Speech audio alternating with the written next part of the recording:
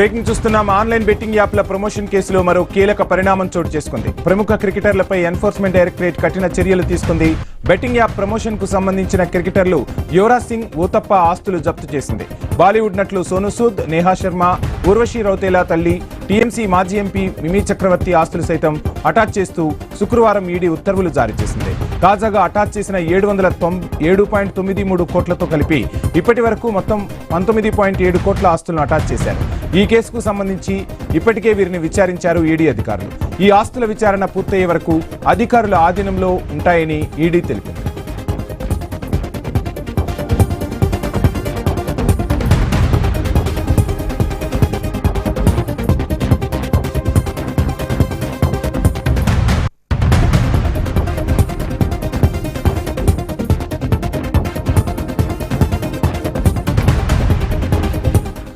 Online betting యాప్ల promotion కేసులో మరో కీలక పరిణామం చోటు చేసుకుంది. ప్రముఖ క్రికెటర్లపై ఎన్ఫోర్స్మెంట్ డైరెక్టరేట్ కఠిన చర్యలు తీసుకుంది.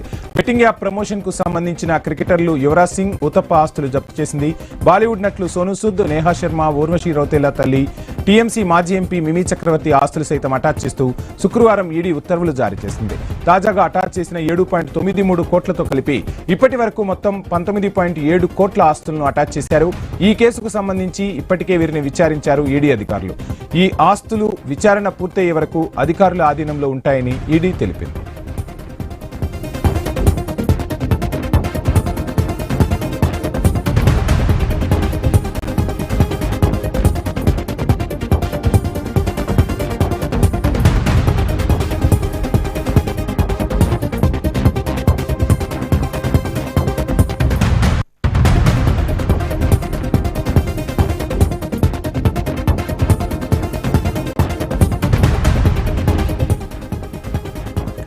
ఆన్లైన్ బెట్టింగ్ యాప్ల ప్రమోషన్ కేసులో మరో కీలక పరిణామం చోటు చేసుకుంది. ప్రముఖ క్రికెటర్లపై ఎన్ఫోర్స్మెంట్ డైరెక్టరేట్ కఠిన చర్యలు తీసుకుంది. బెట్టింగ్ యాప్ ప్రమోషన్ కు సంబంధించిన క్రికెటర్లు యువరాజ్ సింగ్, ఊతప్ప ఆస్తులు జప్తు చేసింది.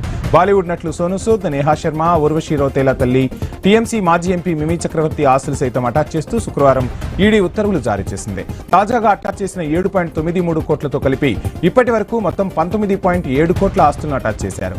ఈ కేసుకు సంబంధించి ఇప్పటికే వీరిని విచారించారు ఈడీ అధికారులు.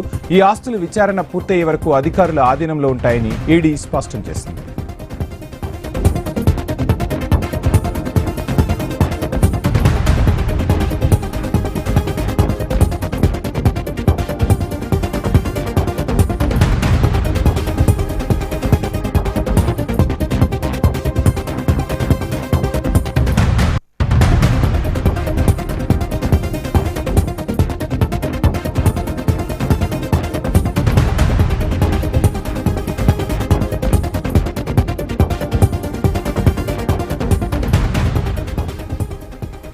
ఇదే అంశానికి సంబంధించి ఫుల్ డీటెయిల్స్ మా ప్రతినిధి ప్రవీణ్ అందిస్తారు. ప్రవీణ్, మొత్తంగా చూస్తున్నాం ఆన్లైన్ బెట్టింగ్ యాప్ల ప్రమోషన్ కేసులకు సంబంధించి ఈడీ సీరియస్ గా దృష్టి సారించినట్టు తెలుస్తుంది. ఆస్తులు కూడా అటాచ్ చేస్తుంది. సో ఏంటి అసలు మొత్తంగా ఏం జరుగుతుంది ఈ కేసులో?